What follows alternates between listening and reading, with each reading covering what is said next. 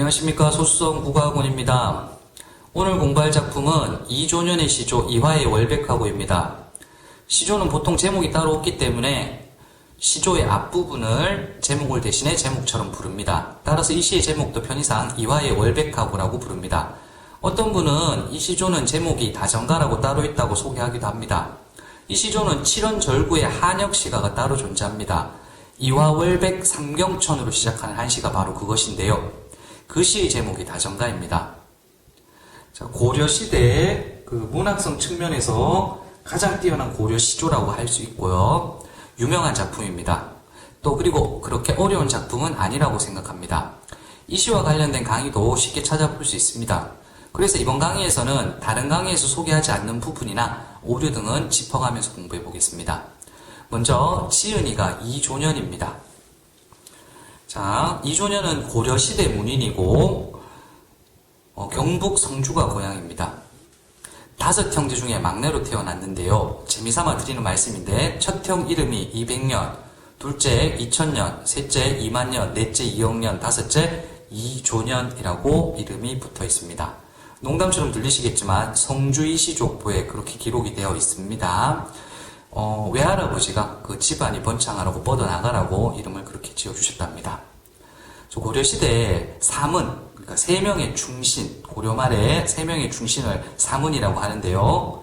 포은 정몽주, 목은 이색, 야응 길제, 셋 다 호에 은자가 들어가서 사문 이렇게 걷기도 하는데요. 길제 대신에 도은 이숭인을 언급하는 경우도 있습니다.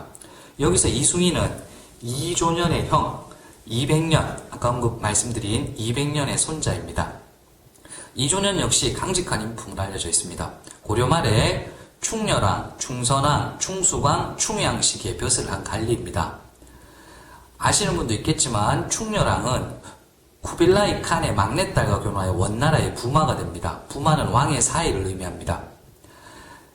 그의 아들 충선왕은 따라서 혼혈인 왕이라고 하겠습니다. 이 시조의 작가 이조년은 충렬왕과 충선왕의 왕위선이 문제에 연루되어 13년간 유배합니다. 그리고 충선왕이 원나라에 있으면서 공을 세워 심량이라는 지역의 왕으로 봉해지는데요.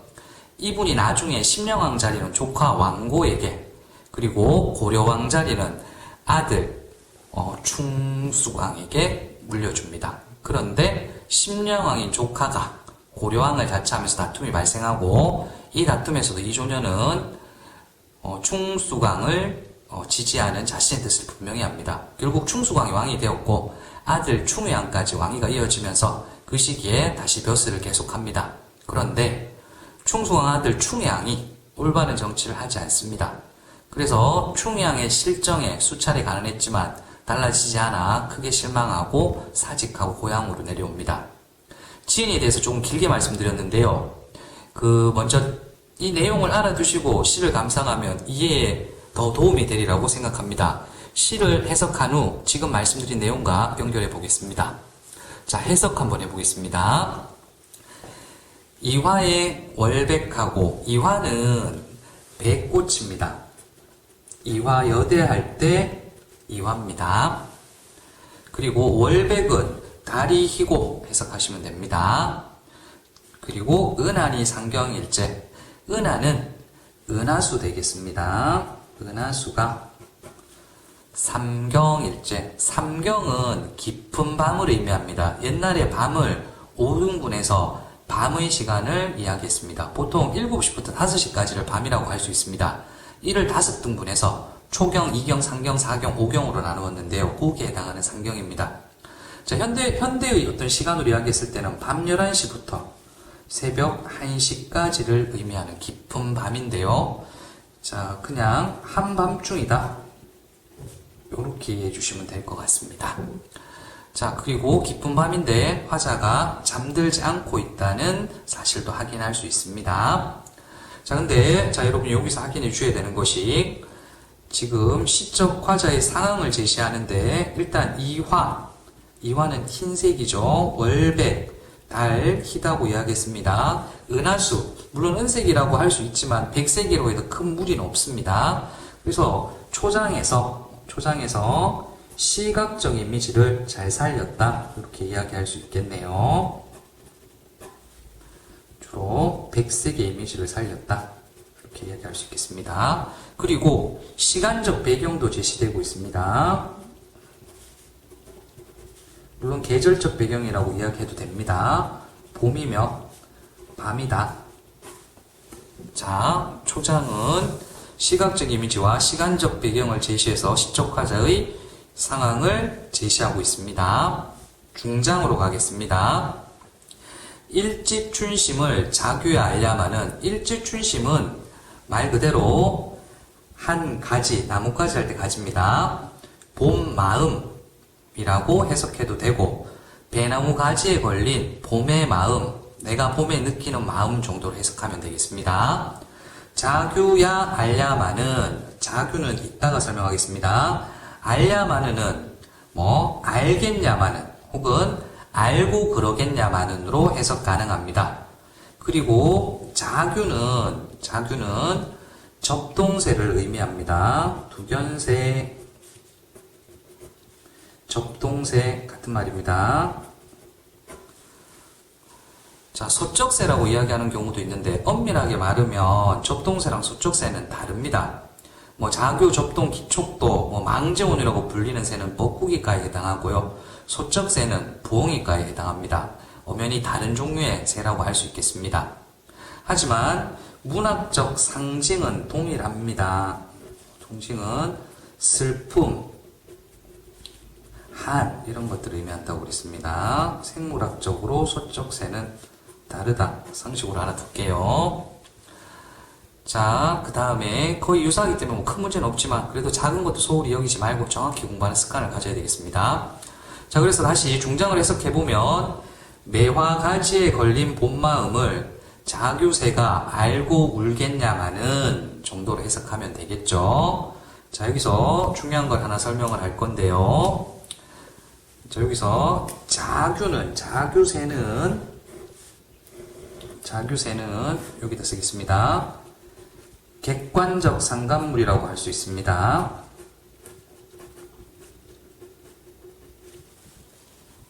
객관적 상관물이란 용어는 엘리어트가 사용한 용어인데요.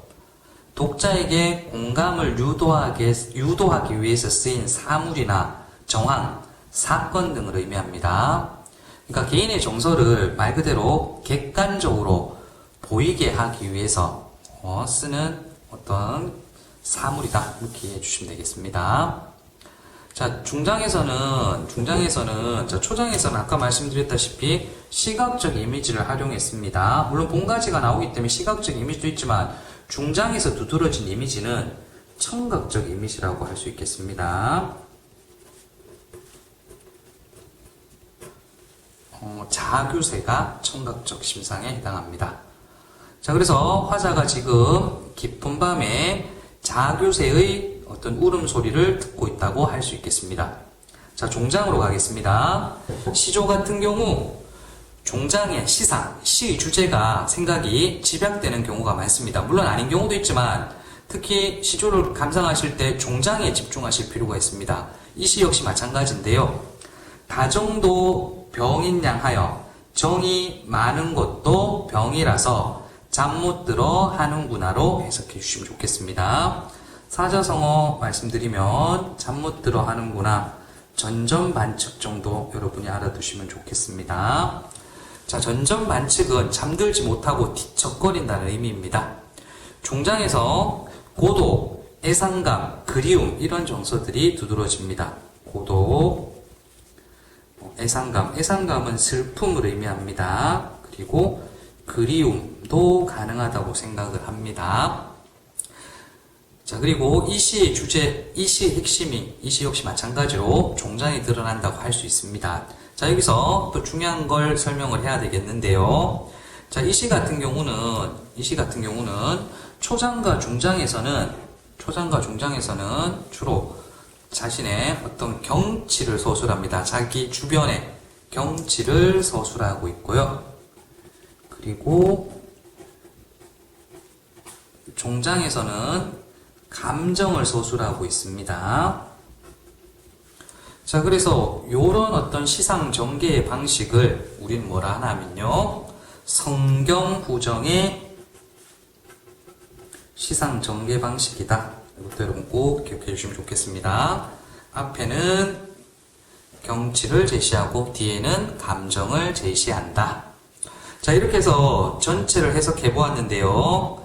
앞서 말씀드린 지은이의 삶을 참고했을 때 이 시 주제가 유배 가서 임금이 그립다, 영군의 노래로도 해석 가능하고요.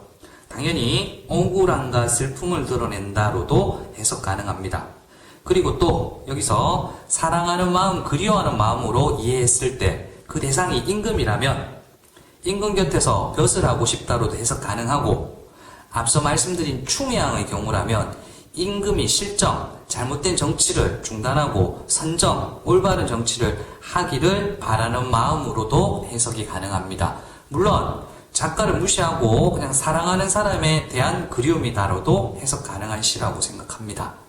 자, 그래서 전부 정리 한번 해보겠습니다. 일단 이 시의 글의 종류는 시조입니다. 시조 가운데 평시조입니다. 자, 그리고 두 번째, 시대적 배경은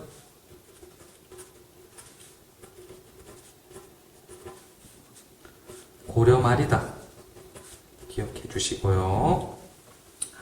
자, 그 다음에 이 작품 자체만 가지고 시대적 배경을 파악할 수는 없습니다. 자, 그 다음에 세 번째는 시간적 배경.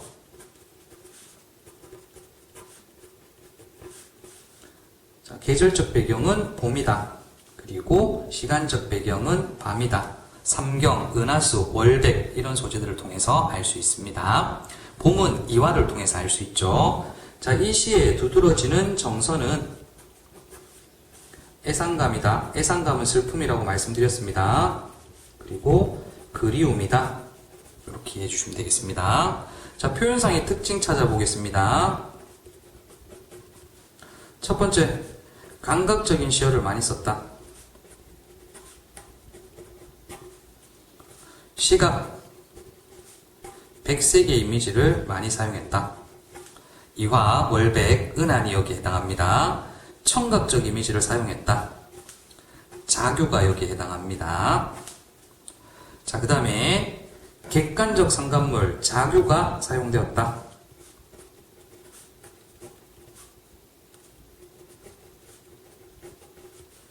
자, 그리고 자교는 마찬가지로 상징이다. 자교, 슬픔, 한과 관계된다. 기억해 주시고요. 자, 그 다음에 시상 전개 방식 특징이 성경 부정입니다. 그리고 마지막 주제는 봄밤의 애상감이다. 이렇게 기억해 주시면 되겠습니다. 그렇게 어려운 작품 아니라고 생각하고 정확하게 여러분이 이해하시고 넘어가셨으면 좋겠습니다. 예, 끝까지 들어주셔서 감사합니다.